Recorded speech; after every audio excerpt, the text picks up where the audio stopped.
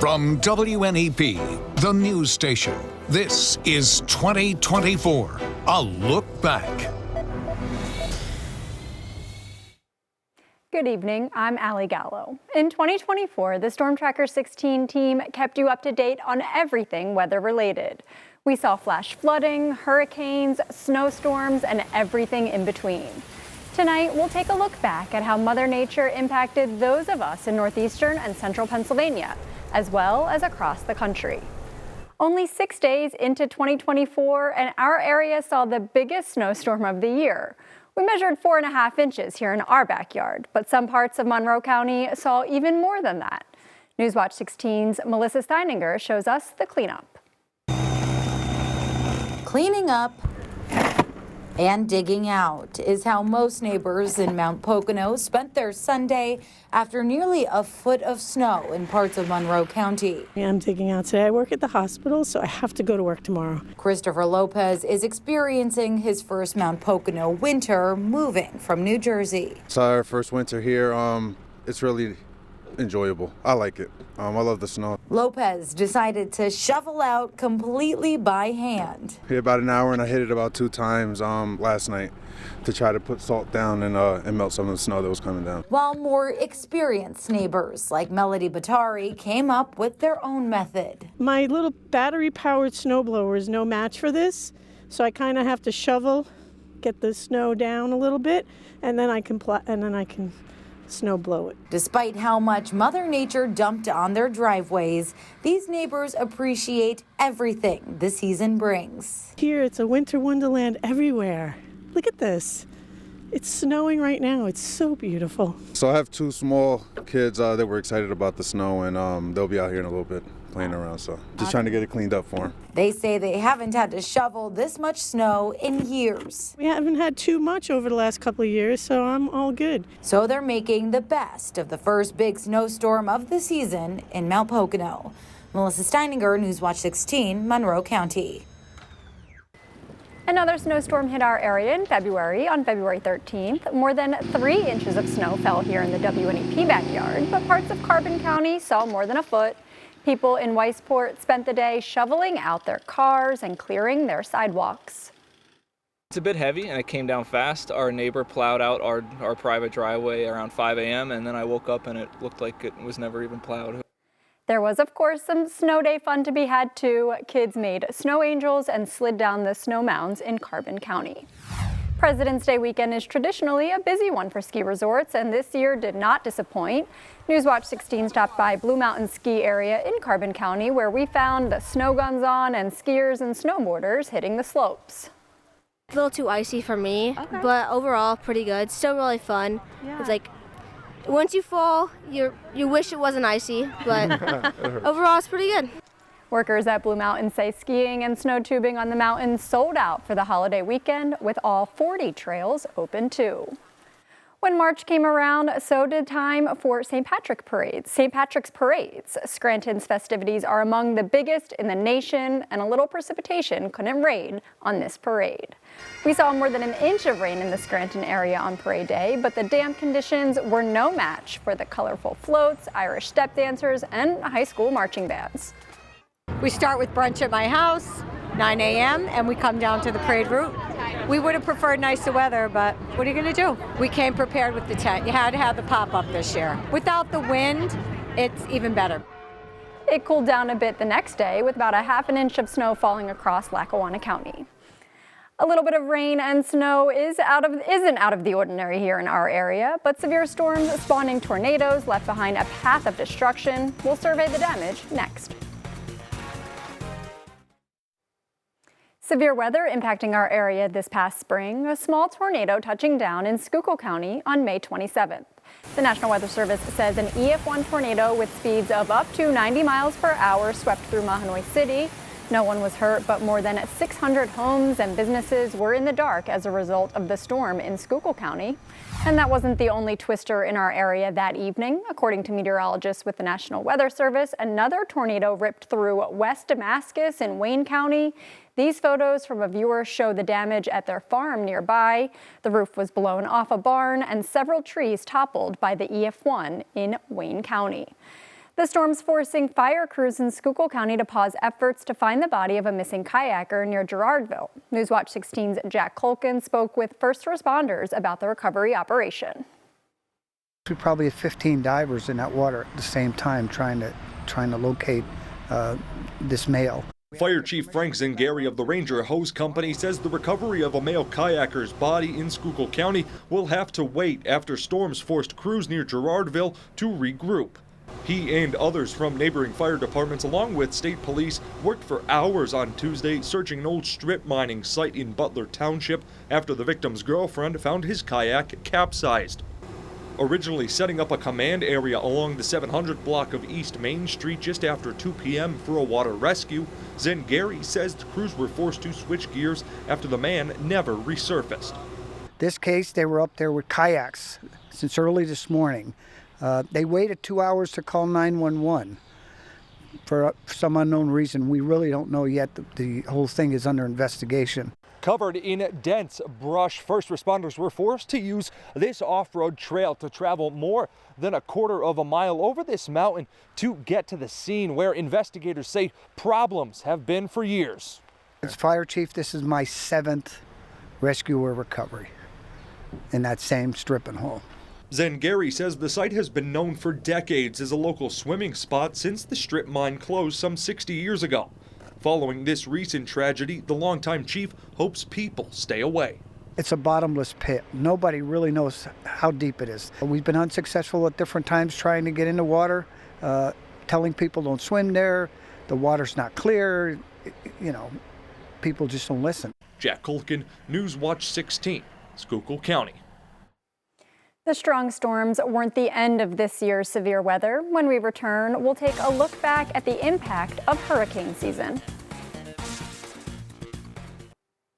In August, Hurricane Debby caused widespread flooding across the southeastern United States. By the time the slow-moving system made its way into our area, flash flooding prompted road closures and rescues. Newswatch 16's Mackenzie Ocker shows us the storm's impact in Williamsport. Say around 9:30 this morning, the water started to come across the road. Wasn't nothing major off the start of the day, and then all of a sudden my tow trucks and all my equipment started going underwater. The flooding is so bad here in Drought Run, it's forced a towing company to evacuate. Once it came down here, the bridge over there couldn't take any more water. It come around the gas station and worked its way right down over to my business. Dale Chilson is from a local trucking company. He uses Route 14 to deliver oil to a gas company. Normal route, just never seen it like this before, I guess, and kind of messing up my day, definitely. He plans to stay in Drought Run and wait for the water to go down so he can make his delivery. Because if, we don't get their products, they shut down the drilling prospects of our job. Mackenzie Ocker, Newswatch 16, Lycoming County.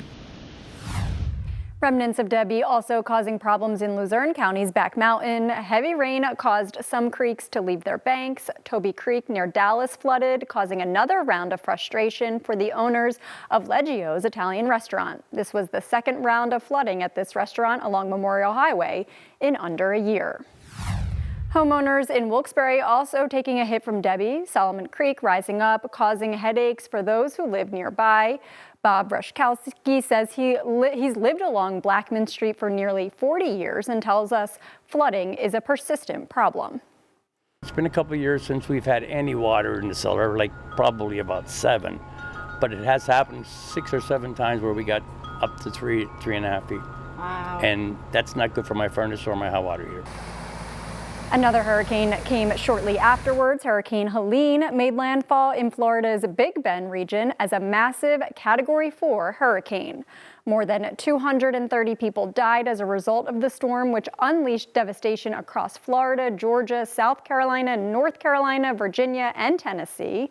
Helene is the deadliest mainland hurricane since Katrina in 2005.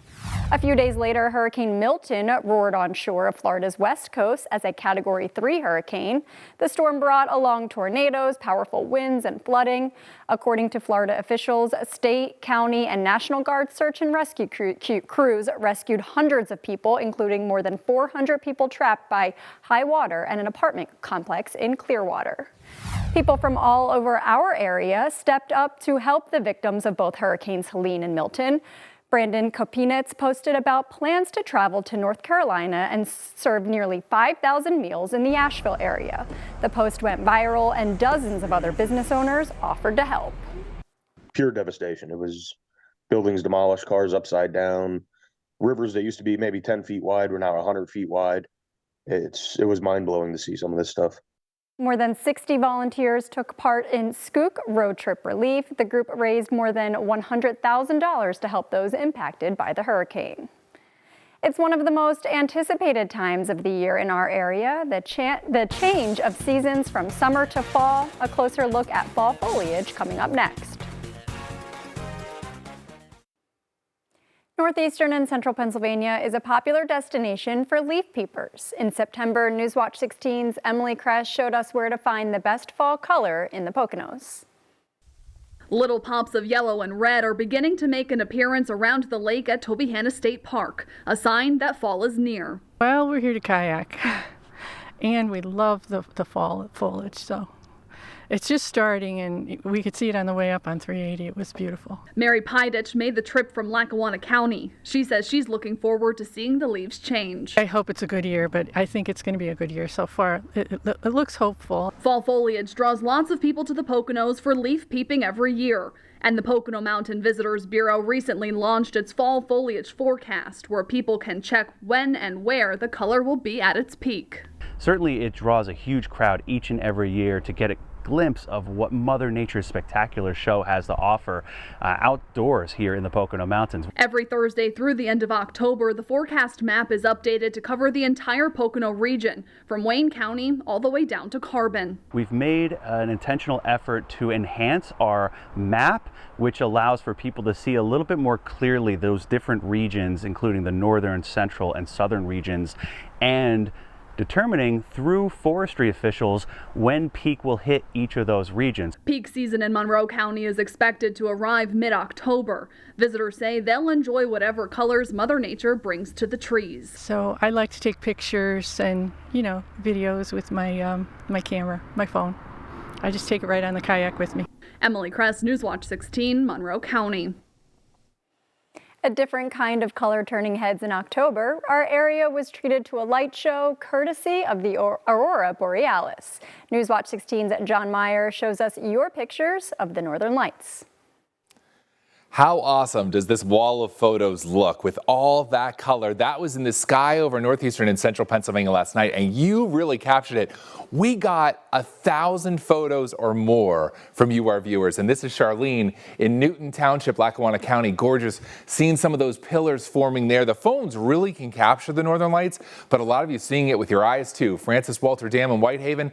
Lena got that. The pinks over here, the greens. We saw this from our house. It was amazing how the colors kept changing and moving around. Really fascinating. Albrightsville out in the Poconos. Kim caught that. A band of the pink and green, and the phones picking up all the stars too, because it was such a crisp, clear night. How lucky were we? No clouds in the sky for that last night. Oliphant, Debbie caught that there in Lackawanna County, that green near the horizon with all those pinks up above that. And we really did get photos from every county in our viewing area. So this was visible all around. Like, look at Clifford. Beth got this.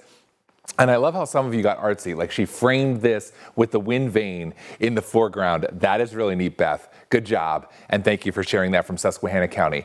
And Sterling and Wayne County Ginger got that a lot of color. So this was right after sunset last night, where the sky just became so pink, not from that sunset, but from the Northern Lights. This is such a rare occurrence, and it's so cool. So many of you got to experience it.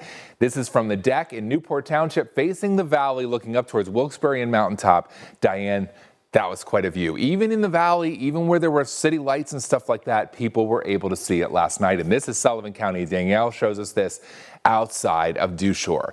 So many great photos, such a great experience. We hope you got to see it too. And we're going to leave you with this one. Sean caught Nicholson, the Tunkhannock Viaduct, the stars up there. I think that's the Big Dipper he caught. I hope Sean is framing that and putting it on a wall, because it is a beautiful, beautiful photo. John Meyer, Newswatch 16.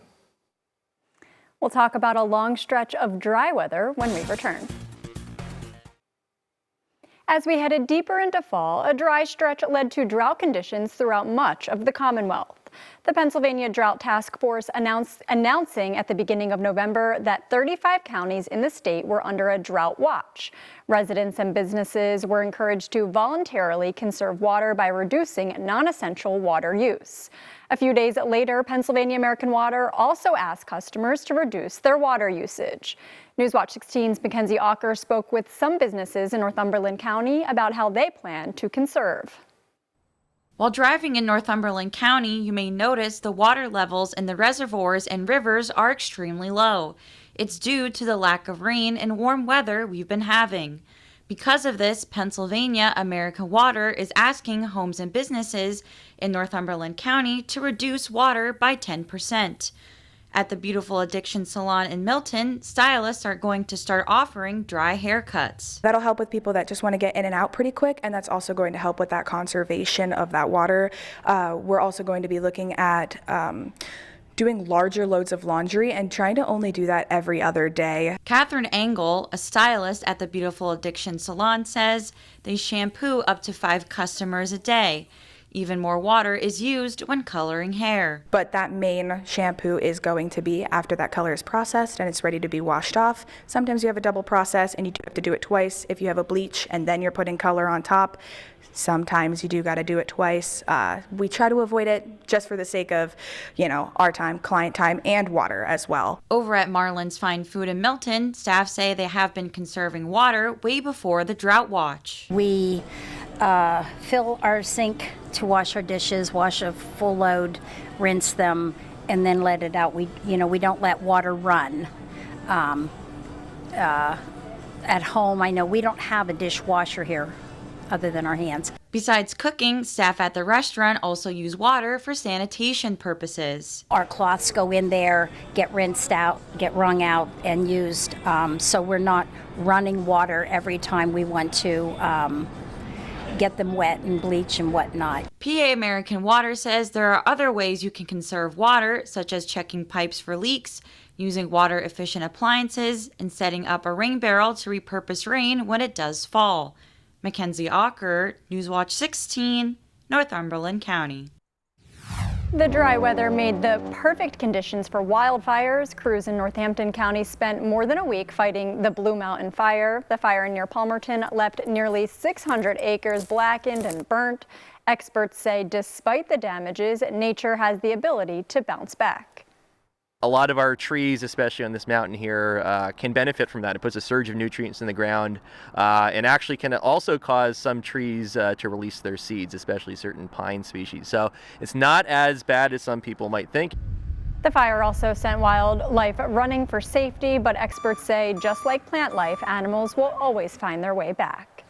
A brush fire in Lackawanna County turned resort employees from snowmakers to first responders. Firefighters spent days battling flames on Montage Mountain, not far from the ski resort.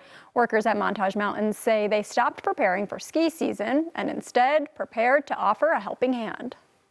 If worst came to worst, we could have also turned these guns on and completely drenched the area with water. The fire damaged more than 60 acres here on Montage Mountain. Our dry spell ended in a very big way with some November snow. A complex storm brought some much-needed rain on the night of November 20th. Then the next night, the rain changed over to snow. Over the course of the snowfall, our backyard picked up a foot. That's the first time we've seen that much snow in nearly 3 years. As we head into 2025, stick with the Storm Tracker 16 team to see what Mother Nature has in store for us in the new year. Thank you for joining us.